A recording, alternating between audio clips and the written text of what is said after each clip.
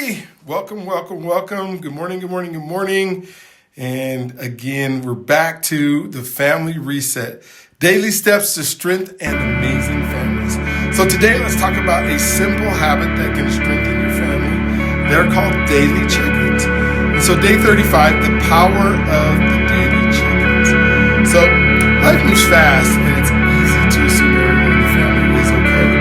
But Galatians 6:2 reminds us, carry each other's burdens, and in this way you will fulfill the law of Christ. So checking in with your family, even for just a few minutes a day, creates space for connection, support, and understanding. So today, here's your challenge. And what I want to do is I want to ask each family member one simple question. How was your day? Then listen, no distractions, no rushing, just a moment to connect. How was your day? Small check-ins lead to stronger bonds. Let's reset our homes by making daily connections a priority. So we're going to see you tomorrow for another tip towards strength and amazing families. And remember, check in.